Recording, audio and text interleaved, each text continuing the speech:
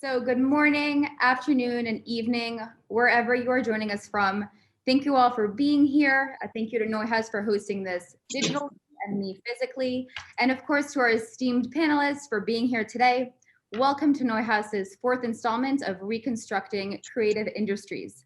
Neuhaus is a private workspace and cultural home for creators, innovators, and thought leaders based in New York and Los Angeles. And Reconstructing Creative Industries is a content series that explores the changing tides of various industries across the creative landscape. My name is Tess Gutierrez. I am an urban planner and brand strategist, and today we will be discussing key issues facing New York City and the future of urban planning as we look to rebuild a more resilient and more equitable New York City. So without further ado, I'm thrilled to introduce our panelists. First, we are joined by Majora Carter.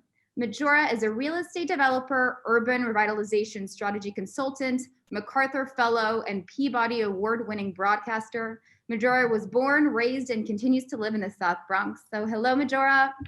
Holla, what's up? We are joined by Daniel Sundlin with us. So Daniel is a New York City-based architect and partner at Bjarke Ingels Group. Daniel has worked on many of BIG's most prominent projects and competitions, including serving as partner in charge for the resiliency plan, the Big U, which serves to protect over 10 miles of Manhattan's coastline. So hello, Daniel. Hi, everyone. Thank you for the introduction. Great. And finally, we have Andrew Yang joining us. Andrew is a born and raised New Yorker, businessman, lawyer, author, and philanthropist, as well as 2020 Democratic presidential candidate. And Andrew is currently running for mayor of New York City on the Democratic ticket. Welcome, Andrew. Thanks, Tess. It's great to be here. Hello, everyone. Hello. All right, so let's jump right into it. So the past year has upended city planning priorities, and it's really expedited a lot of the trends that we have seen bubbling up for quite a while. Well, Tess, first, I just want to have like a mutual admiration moment. So while we were in the back, I was commending Daniel on the fact that I can see one of BIG's projects from my apartment, which I was telling Majora, and you recognize this, it's the pyramid building on the West Side Highway that has like the hole in the middle. What's the name of this building, Daniel? It's called the VIA, West 57. Yes. West 57. So you all know what I'm talking about. If you drive the West Side Highway, there's like this building that looks like a modern day pyramid that's glass and steel right on the West Side Highway. So I just want to finish the story. I was so taken by the design of this building, Daniel, that I pretended to be in the rental market just so I could walk in there and then have them show me a unit. I could take a walk inside like the interior garden area. And it is the most elevating structure I can remember being in, like where the design elements are so refined that you actually feel like you're transported. So if anyone wants to pretend to be in the rental market, or you could actually be in the rental market, there might be a value in there.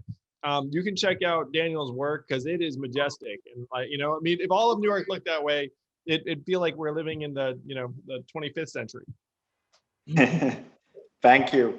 The whole idea is basically to take a courtyard, as you can see a lot in Europe, and bring to New York. So combining a tower with a courtyard building. So we call it a court scraper. A court scraper, wow. Sorry, I was just fanboying of Daniel and BIG's work. I think it's great. A huge fangirl too. We're going to get into design in a bit later. I think we can bring back this courtyard situation. So urban planning, huge issue, huge theme.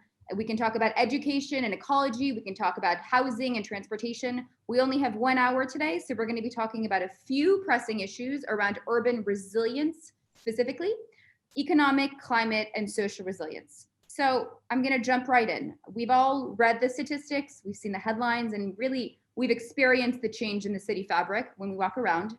We're dealing with a spike in unemployment that's projected to last until 2024 at the earliest of projections, distress for small businesses, an underemployment problem, a tourism depression that has yet to subside, a real restaurant and hospitality crisis. I promise it's not all bad, but I just want to get this out there. We're seeing city tax revenue falling by 3.5% last year, personal tax by 7.2%. Moneyed elites have fled the city, and we're seeing a 7% spike in homelessness. So we have more issues that need to be addressed and less municipal finance to fund them. So to kick it off, Majora, how do we start to address these issues? What measures are needed for both short-term rapid recovery and long-term resilience? I mean, short term is straight up, it's cash. People need it to eat, to pay their rent, so that's for real. And so the checks are helpful to a lot of folks, and I think small business assistance as well. Like, we're sitting in my cafe, the Boogie Down Grind, hip hop themed coffee shop up here in the South Bronx, and an homage to hip hop it is. But what's interesting is that we're closed right now, so I could sit here and talk to y'all. But we're opening because we actually were able to, it's very much supported, to be able to we got PPP, and also we were actually a proud recipient of the Beyonce Be Good grant. So we're just going to build our outdoor seating. So we will spend the money and get it back into the economy to hire people, all that kind of stuff. And, but long-term, this is the question that I wish we'd been asking ourselves a long time ago. But long term is specifically, we have to deal with the aftermath of generational poverty. And 2020 was just so exciting to a lot of people, where they understood things or heard of things like en masse, like systemic racism and the wealth gap and all this stuff. And it's just kind of okay, but these things have been with us for so long. How are we actually going to deal with them now I think more people, it's now part of the nomenclature now, which is helpful. So, but when I think about, the way that the even unintended consequences of the civil rights movement, they were incremental changes and push towards equality.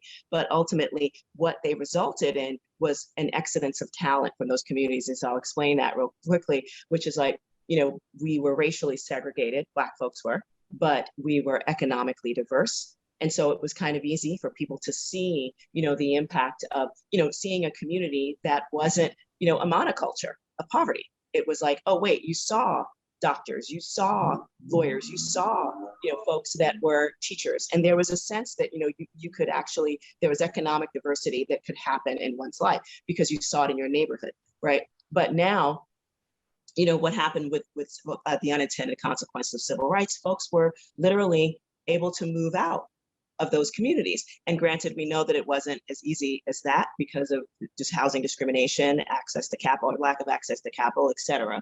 But we're still dealing with the impacts of that. And because we've experienced this exodus in particular from American low status communities, we've experienced that generational poverty that keeps popping up. So when you have something as difficult as a COVID happening, of course it's going to impact the people that are generationally poor. And so, and since we tend to see poverty as a cultural attribute, in our country, certainly in big cities like New York, where you've got both the nonprofit and the governmental industrial complex that sort of looks at poverty, as sort of the keeping of it, almost as neighborhood preservation.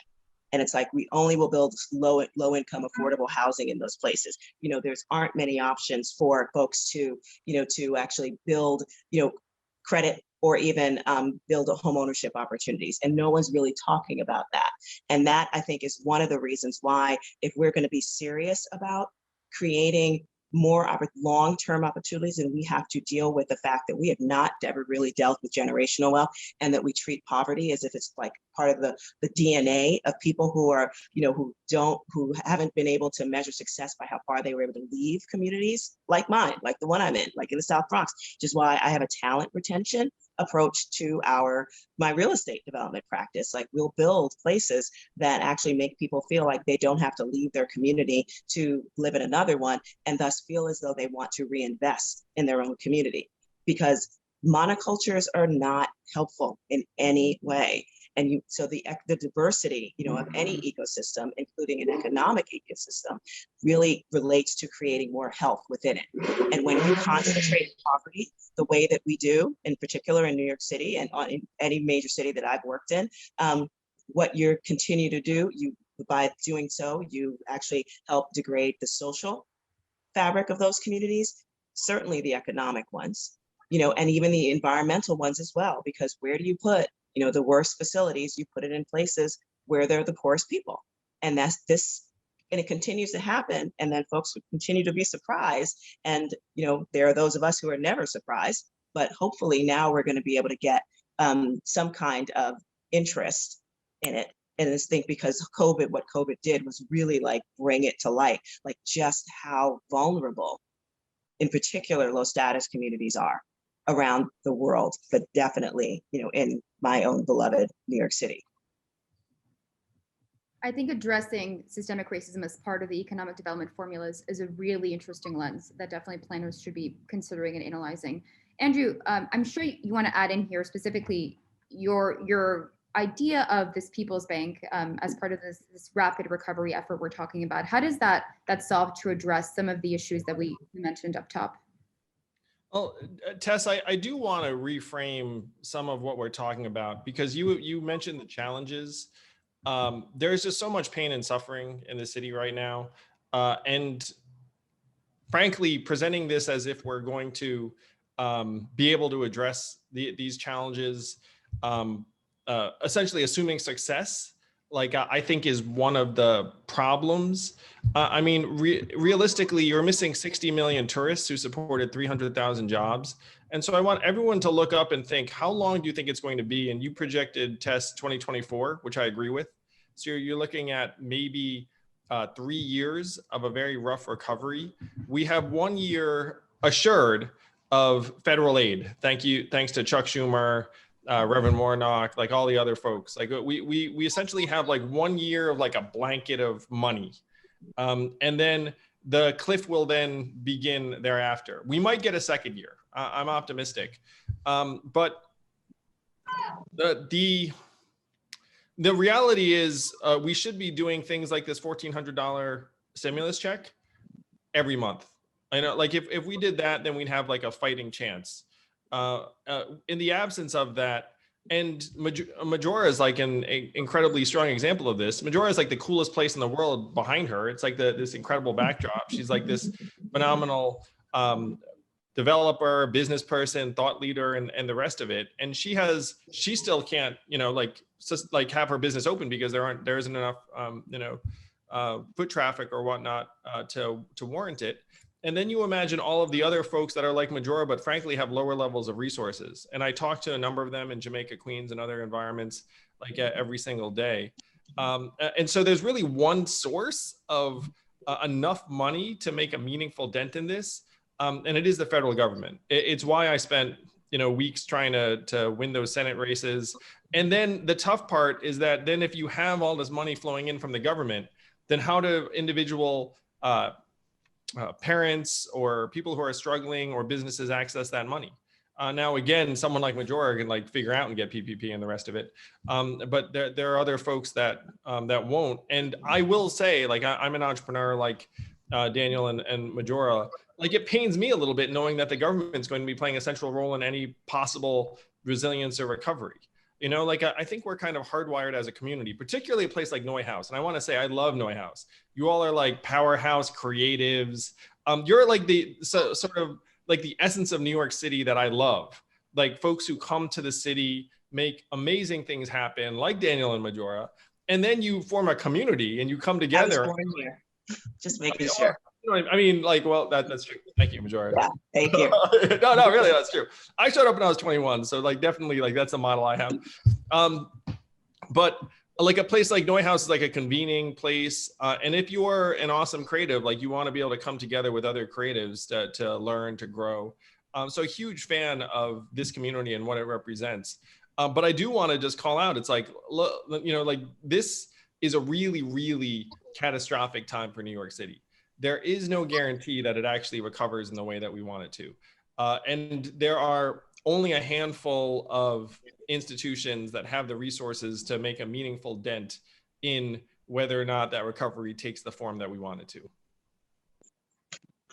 Thank you for that. I think as we talk about sources and alternatives, the private sector is always brought up on as this potential. And I know all three of you have experience working with the private sector in one way or another. And public-private partnerships have long been this contentious issue in city planning. They can be very beneficial when it comes to privately owned public spaces that are well maintained, but also quite damaging when you think of monopolizing public utilities. So in the context of the lessons learned in the past year, any of you, what do you think is how do we rethink the relationship of the public and the private sector when it comes to economic resilience? What is their role and is it changing?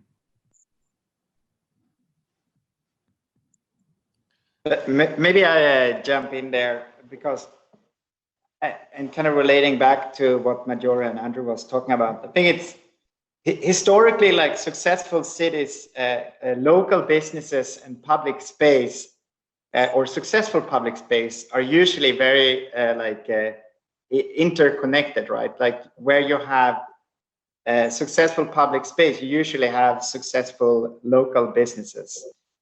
So one thing that I think has been really interesting to see is when they close down the streets, how restaurants move into the streets and people start to walk, like even walk, miles suddenly because you have that kind of successful public space. So I can really see that as a major driver to create successful neighborhoods, and in a way you can call it public-private partnership, in the sense that you actually provide a successful public space together with small businesses around the city.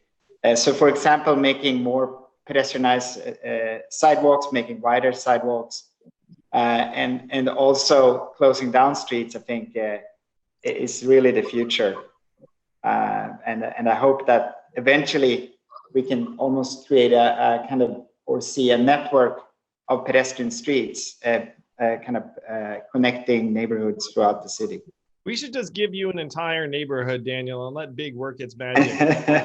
Big neighborhood. How much would that cost us or you? Because like that heck, we should give Majora like a neighborhood right next to it and have like, the test, like on the front of public-private partnership, the goal of the public sector in my mind has to be to get the private sector firing up again. And you have thousands of small businesses that have closed their doors. Some of them, there's a chance they can reopen. Like the big priority for the public sector has to be to try and get the 82% of missing commuters back, 60% of missing tourists back, the thousands of small businesses, so that you can open up natively. You're just excited to do so because like business will be robust again. I do agree that that's actually going to require a big public and private effort. So a couple of things that I'm going to throw out there that I think are possible catalysts to our recovery would be having an app on your smartphone that just says, hey, I've been vaccinated. I have not been vaccinated, but I can't wait to be vaccinated. And when I am vaccinated, I'd like to be able to demonstrate that I've been vaccinated quickly. And what Israel has done is give everyone a bracelet. Another possibility is having an app. But being able to demonstrate that you've been vaccinated, I think, is going to be really helpful to reopening spaces. And one of the themes, I think, of both Majora and Daniel's work, and I think Neuhaus's, is that New York City is a place-based economy. Like a lot of people who are very future looking are like, oh, we'll remote in, we'll zoom in, it'll be virtual, digital. That stuff is terrible for New York City. like, I gotta say, like, if people think they can zoom in, frankly, they're probably not gonna be zooming in from New York City. They'll be like, somewhere in the burbs or whatnot, beaming in. So if you're going to reconstitute a place-based economy, you're going to need to give people the confidence they can get together. And I think that you're going to need the public and private sector working together on practical measures that can speed that up. Majora, I think you have some thoughts. Sort of. Yeah, I mean, I think the public-private partnership is really smart. And I think that, but going back, I think earlier to something that Andrew had said is that, the bottom line is it's true. None of us know how we're going to redevelop. I mean, I remember, after 9/11, there were like folks who were just like, I don't know if we're ever going to recover again. Okay. Like, of course we're going to recover again. It may not look right the way that people think it was. And I hope it doesn't, because the bottom line is after 9/11, it was just business as usual. Is the same folks got the same big contracts, the same folks did well, actually they did better.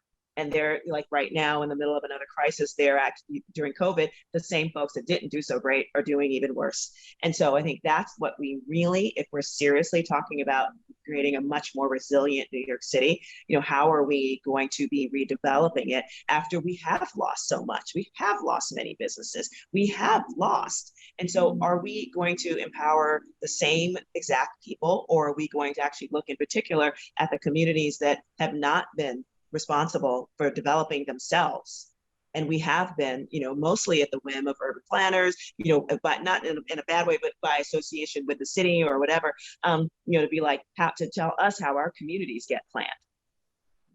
If we're really going to really think about how are we going to save our cities, maybe we should think about, well, what are the folks in those cities actually, in those areas that are actually have been overplanned in so many ways. Think about what maybe, just maybe, I mean, that's honestly why I became a real estate developer, because I got tired of watching folks develop my community in ways that I knew were not particularly healing in any way, economically, socially, or environmentally, to myself or to my friends and neighbors. And I think that that's something when we could honestly say that we're creating opportunities for more developers, and I use the term very broadly, whether it's working in real estate and even in business development, and being a part of that play, then that, and because those are the kind of public-private partnerships that we're going to need to have. It would be so awesome if foundations actually worked with cities to make sure that we were really supporting the business development and entrepreneurial development of small business owners within our communities. A lot of people I found it in the Bronx, I was one of the few that even applied for PPP. We have more business owners than you can throw a stick at. Literally, you throw a rock and you'll hit one of us. That's what we do, because it's just harder for us to make it in so many ways. So we turn to ourselves because we're hustlers by nature, and that's what we do up here in the BX.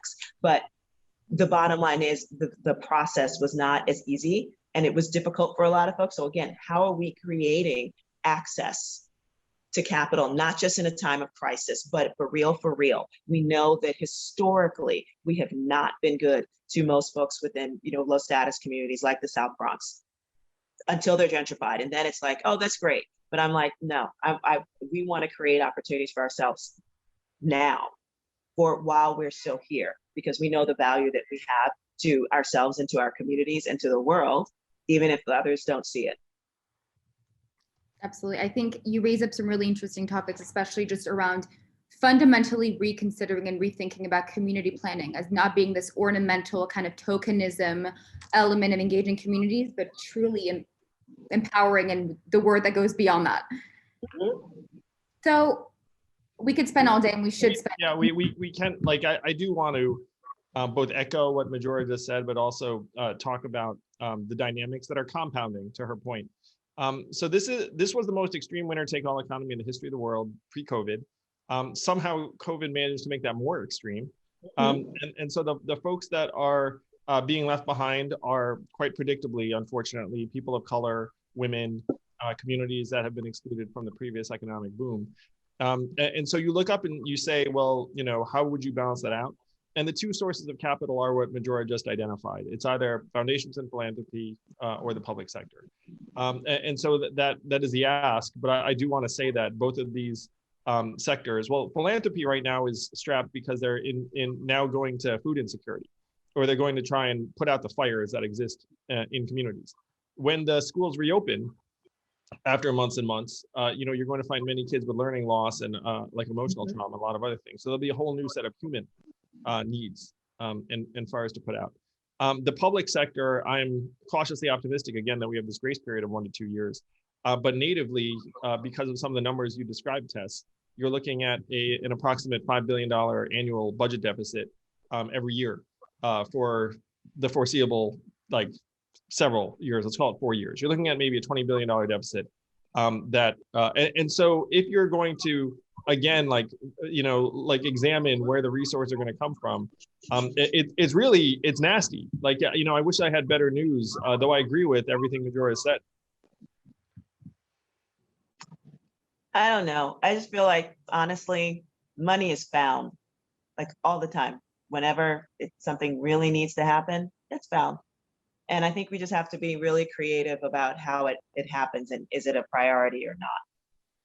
Oh, I'm with you, Majora. I think most people know I've built my career on a stance of abundance. Exactly.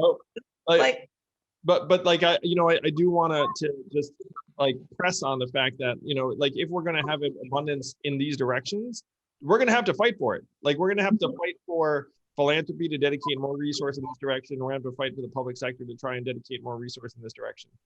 So I agree with you. Possibility, abundance. But then also, as with everything we do, like, you know, you and Daniel like embody this, is like you have incredible visions of what's possible, and then you make the numbers work. And so that you know, that's what I'm suggesting. I mean, I just think like cost avoidance. I mean, like, for example, like we've lost, like just here in Hunts Point, we've lost like almost 15% of the homeowners that were here. So it went from like 20% down to less than 7, right? And no one thinks about, you know, a predatory speculator going to an unsophisticated, you know, homeowner who might have bought this property like literally when this area was burning, and nothing is triggered at whether it's the Department of Buildings or Finance or anything that's watching this could be the largest transfer of wealth from what is generally a low-income family just go into the hands of a holding company. Like there's no court appointed anything just to make sure this happened. And I could tell you horror stories about how folks have been literally duped out of their money. I mean, you all know it. It's called, part of it's the 2008, you know, crisis, which a lot of people did very well with, but unfortunately none of them happened to be, you know, homeowners people who wanted the American dream, in particular people of color. So I want to be real clear that, again, when I say there's always money, like I really mean it. Like somebody can figure out ways to make these things work if we wanted to. Like we could like think about what it would be like, you know, if we actually spent the money, you know, to ensure that any like a person who makes less money, you know, who owns property, you know, actually has to make sure they understand everything that they're doing before it's sold, and not to be like pejorative or anything about it, but you know, a lot of folks don't know that. And you know, we don't have uncles in the real estate business.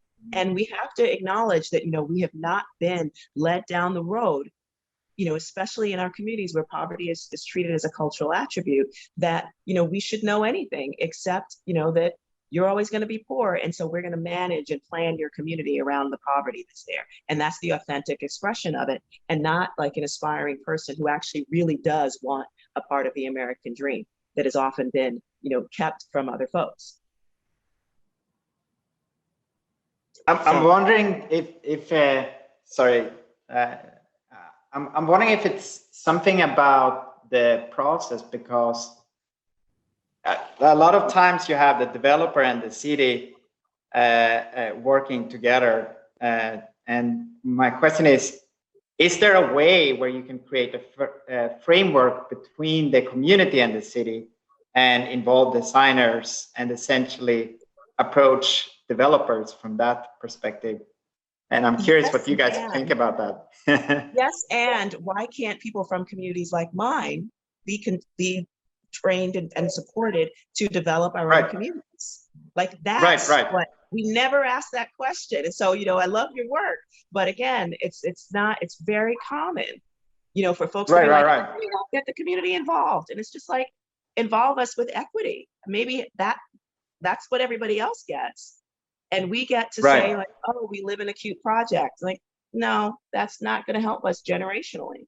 And that's, again, if you want to talk long-term, let's talk long-term and be real about it. And, you know, and I know it's uncomfortable. It's not, I don't like saying this all the time either, but it's just like, we can't just keep creating a culture where poverty is a cultural asset. It's a cultural attribute for some people. And just stop, which is what we do. Yeah, I completely agree, Majora. And when you talk about that, we have the resources or we have the money. When I was running for president, suggesting everyone get $1,000 a month, which it turns out was too conservative, I should have gone higher. But when I was running for president, suggesting this, the number one question I got was, where are we going to get the money? And then the argument I always made was like, look, we're a $22 trillion economy. We bailed out Wall Street for $4 trillion. Like, if we wanted to do it, we actually could do it. And then people always looked at me and were like, I don't know.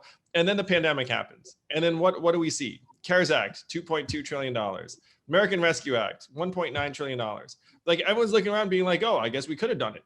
And here's like, here's the tough truth is that, like, of the CARES Act, that money, 14% went to families. Like, people look around and say, oh, the $1,200 a family, that was a very, very small fraction of the 2.2 trillion. The vast majority of it went to major institutions, you know, like bailouts and the rest of it.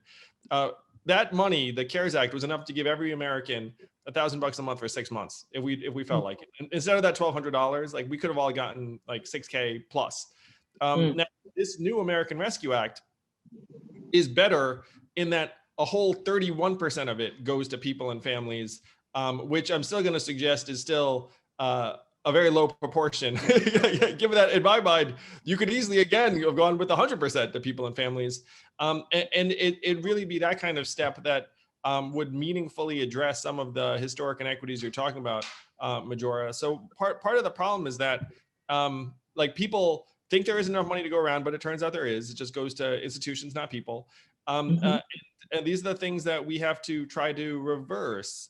I'm like, it's been a wild couple of years for me because I was making these arguments, and then you know, we've seen a version of it play out in real life. Unfortunately, this is a very dark version. You know, like this is not like that. This is not what anyone would wish. But we have the capacity to do really, really significant things. You know, if we get enough people on board. Yes. This is not a smooth transition, but as we talk about our priorities and our funding, for so long since Superstorm Sandy, a big priority in municipal finance has been climate resilience.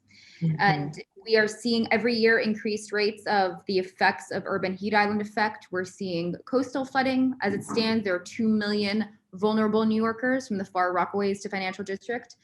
And so, Daniel, I want to turn it over to you because I know your team worked on this, the Big U proposal, right? That was part of the HUD supported Rebuild by Design competition. As we look to reprioritize our spending, find funding to begin with, but also just thinking around design priorities and critical infrastructure, how do we make sure that we are planning and building our massings to make sure that we're addressing short and long-term climate threats? And to that end, how do we make sure that this infrastructure becomes equitably distributed across the city? Right. So maybe first off, just a quick introduction to the Big U. I'm not sure if everyone is familiar I want to with hear it, more but... about the Big U, Daniel. As mentioned, 2012 Hurricane Sandy hit, right? And about 110,000 people were affected in kind of the lower Manhattan only. And in a lot of ways, the infrastructure got wiped out. So Rebuild by Design and the city came up with the competition, and we got involved in looking at basically how can we protect the lower Manhattan, starting from West 57 actually, and all the way down to the Battery and up at East 42nd. So we came up with this idea of a 10-mile essentially berm around the city, and initially the idea was to have an additional subway line inside of the berm, but it got scrapped very early on. But the berm survived, and essentially the strategy was to do this compartmentalized flood protection system. So each neighborhood have its own compartment, and essentially, so you can essentially tailor the flood protection system to make sure that it reflects the needs of each neighborhood, and at the same time thinking about it as a kind of a multi-generational system. We're now actually, we have designed the first part of it, which is called ESCR, the East Side Coastal Resiliency, which is essentially on top of, or essentially the strategy is to raise the East River Park, and looking at the first 3.5 miles stretching from East 25th Street to Montgomery Street. And what was, I think, really interesting about this process is that we worked with about 40 different agencies and really brought them all together to work on this project together. DOT, DDC, Parks Department, and a lot of other, both on federal and state level. So I think that type of collaboration, I think, is necessary to really address all the complex need of the city. And looking at at also involving the community, for us, that was also a big part of making sure that you address both the short-term goals, but also the long-term goals. We looked at access to parks, for example. So a big part of the design proposal was to create better bridges, more access, not this kind of fenced-in narrow bridges that you have today, but really create kind of a more prominent access to parks. Another part was to diversify the program, creating more passive spaces, making sure you create spaces for elderly and young people, families, and everyone. So that for us was really interesting to see how the conversation with the community went, in the sense of what are they interested in, and what do they want to see. And of course, also an educational component where people can learn about climate change. All that together, and we ended up with essentially a 3.5 mile long park that serves both in terms of protecting the city, but also restoring and improving the neighborhoods along it.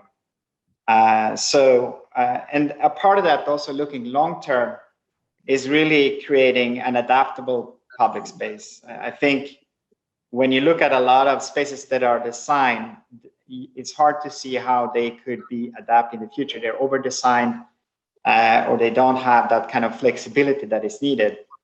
And of course, just overall looking in the city, I think phasing out gray infrastructure, FDR and BQE, for example, we actually became almost like activists proposing to turn BQE to what we call BQP, Brooklyn Queens Park. So essentially, a part of it south of Dumbo, we looked at creating a new park and essentially bring BQE into a tunnel under it. So I think really, like, looking at the short term, what can we do to improve spaces that exist and improve the access to them? And I think long term, looking at some of these really big pieces of infrastructure in the city and see what we can do. And personally, I'm also really passionate about how people move around in the city. And it's striking to me that you have all these different systems that don't really work together. You have the bike sharing, you have the East River ferries, and you have MTA, and you have to have different tickets for all these different things.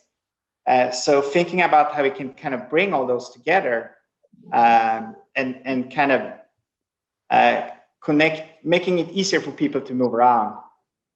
So in essence, reconnect.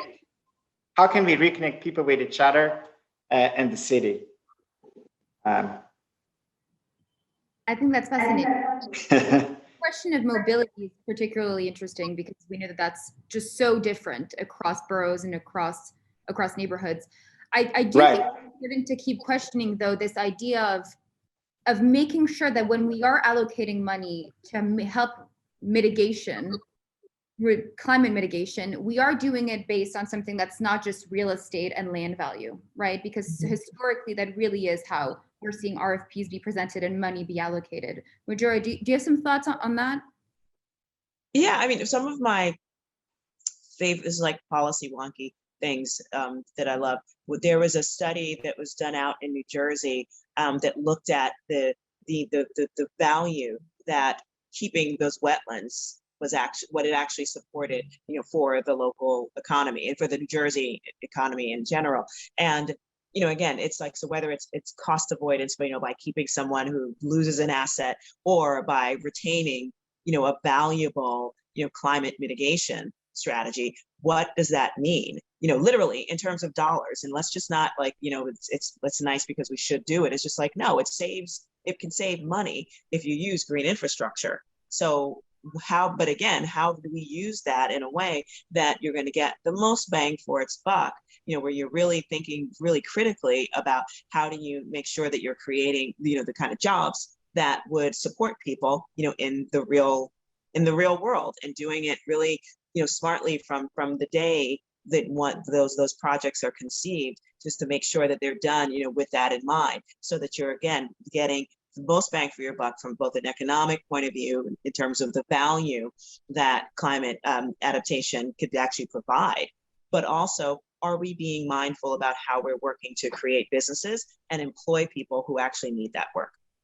And if the answer is not really, we haven't thought about it, then my question is, it's not a question, it's a demand. You have to.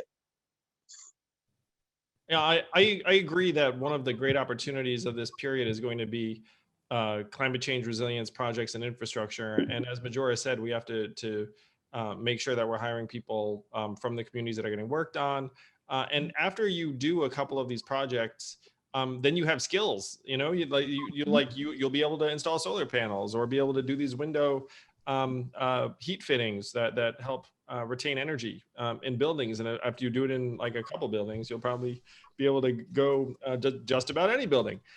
So this is one of the main sources of investment that I think the city will be able to put in. Daniel, I just had a question. What was the budget and timeline on the Big U? Oh, you're on mute, Daniel. I'm muted myself, sorry. So it's 1.45 billion dollars, and essentially 300 million is federal money, and the rest is from the city. And we started construction actually last year. One of the few city projects that moves forward, and it's supposed to be done in 2025.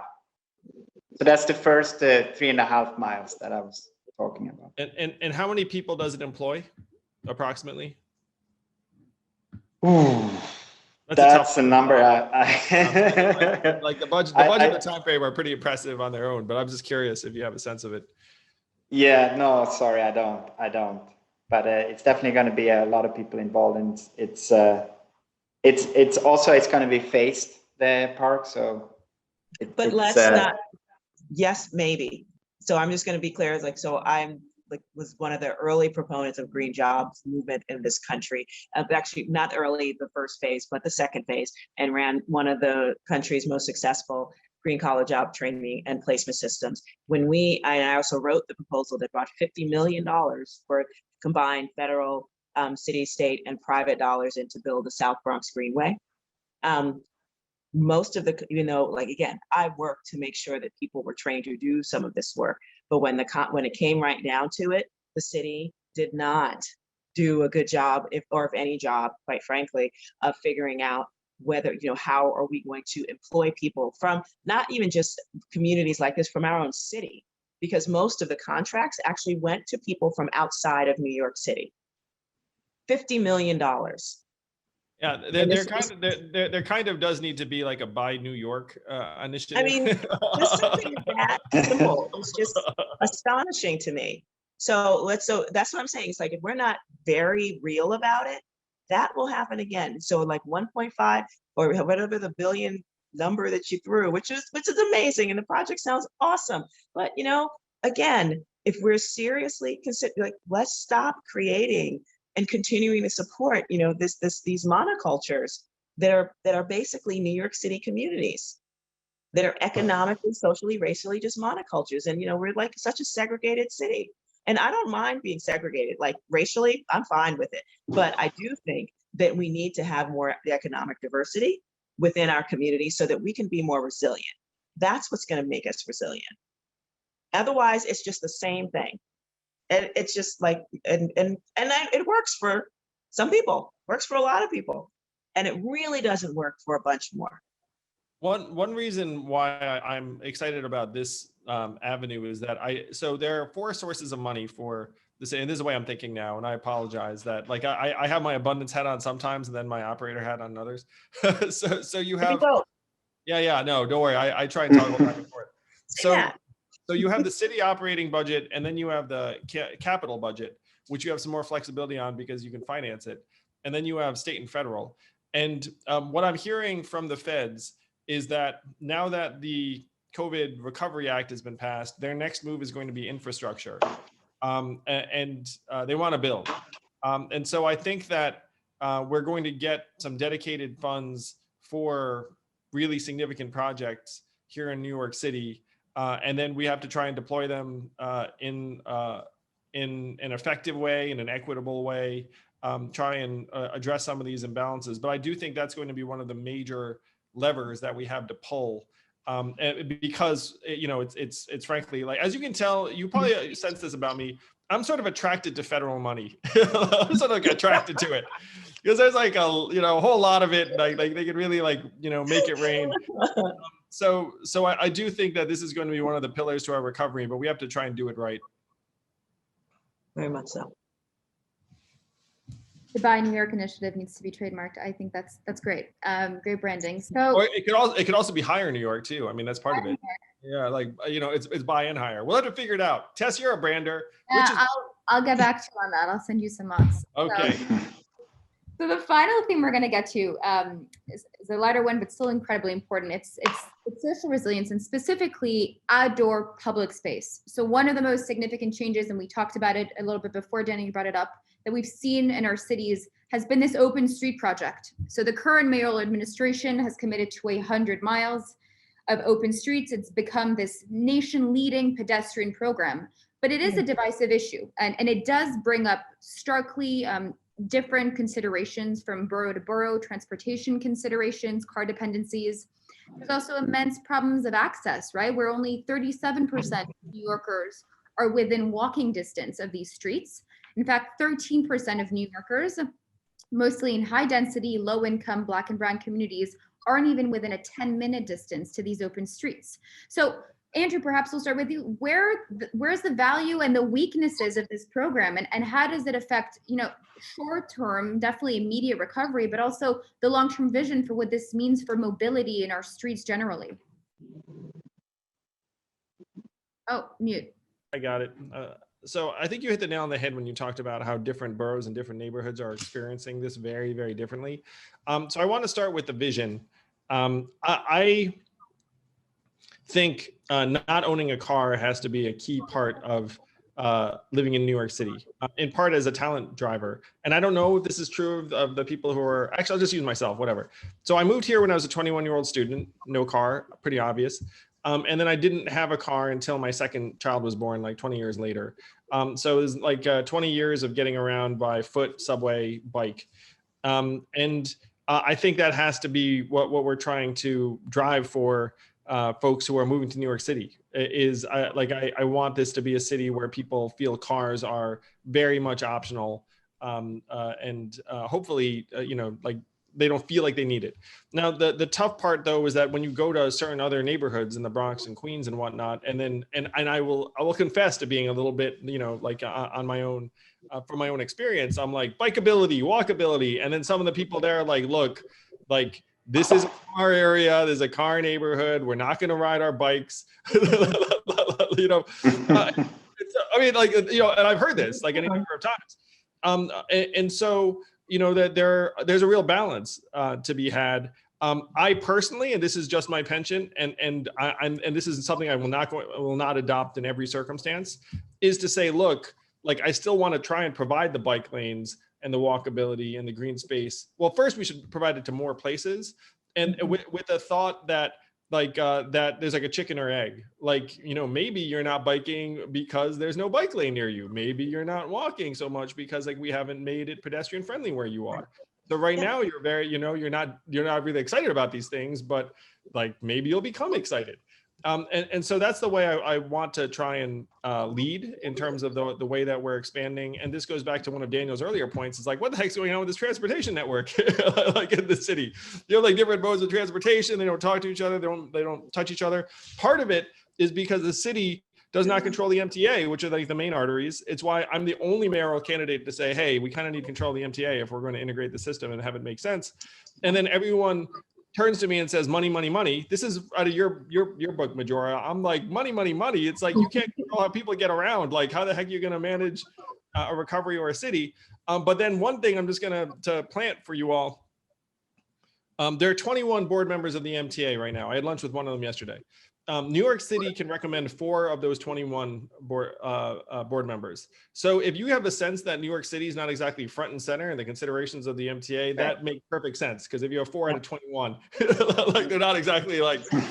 So the easiest thing to do would be to just say, hey, how about New York City gets 11 instead of 4? And then it could even maintain its current funding and the rest of it. Like that would be my dream. But the goal is to build an integrated transportation network that, in my mind, does try to promote bikeability and walkability because it's good for the planet, it's good for people, it's good for the city, and I am for example, like some of the measures that are trying to make it so that cars are not like the only way to get around, including the Open Streets Initiative, and just a couple of other notes. Outdoor dining is going to be here to stay. And the ability to take a drink with you on the way out of a restaurant also here to stay. So there's some things that have happened that we're going to keep. But we do need to expand some of these green spaces. No, I just wanted to tie into that because I think that when people start to walk around in the city, they're also going to start to actually do their shopping where they are, right? You don't take when you're in your car, you go somewhere else, right?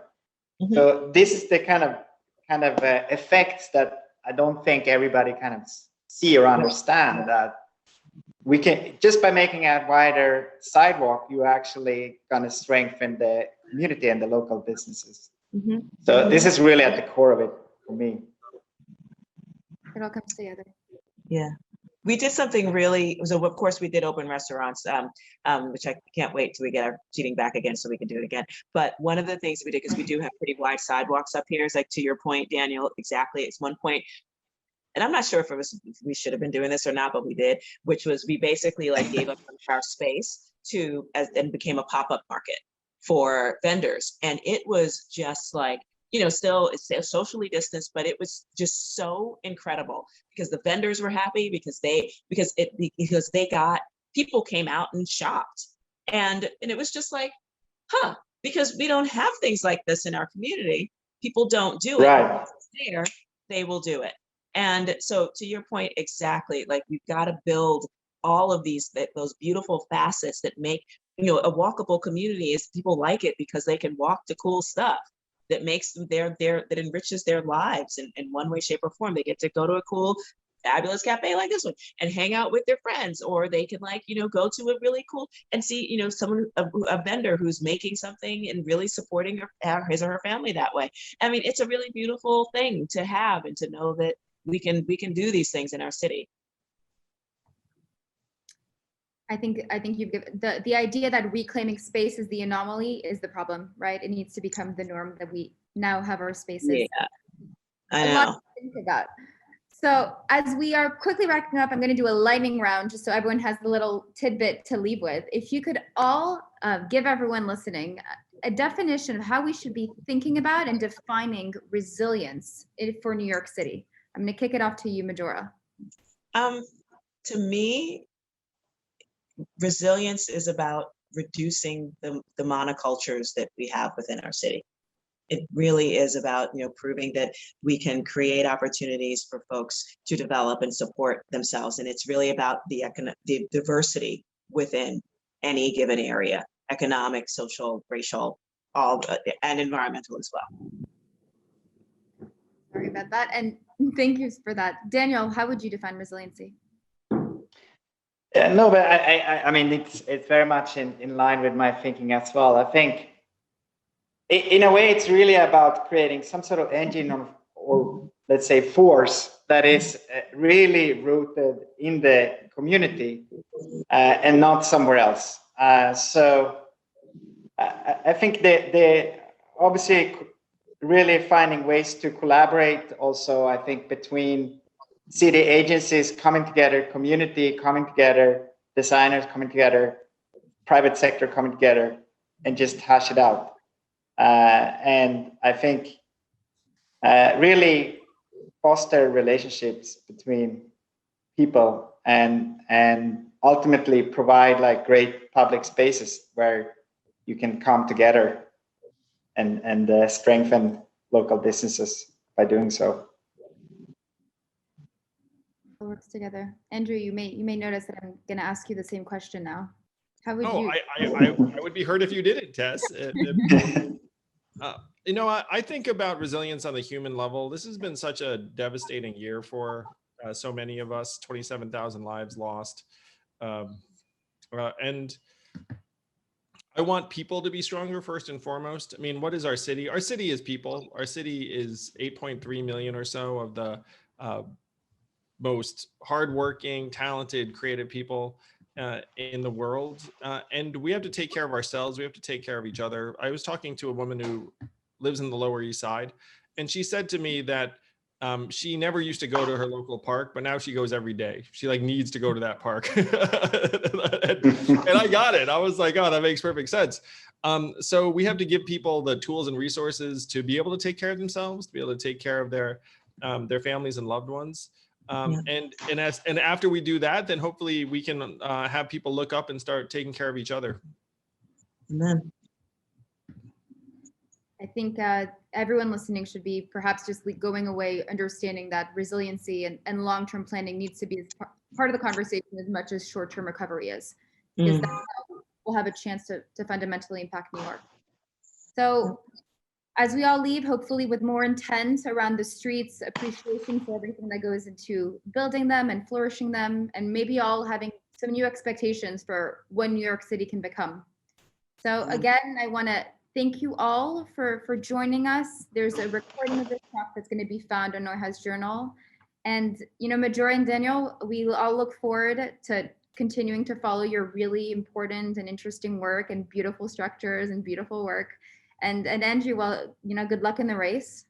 Thank you. Let's go New York City. Let's get our city back. We can do it. And if I am mayor, you can bet I'm going to have Majora and Daniel in charge of really significant projects, because I can imagine it now. It's like, can you all see it? Would that not be glorious? So let's make it happen. Let's rebuild New York, both literally and figuratively. Thank you, Tess. Thank you, Neuhaus. It was so much fun. Thank you, everyone. Thank you. Thank you, everyone. Bye-bye.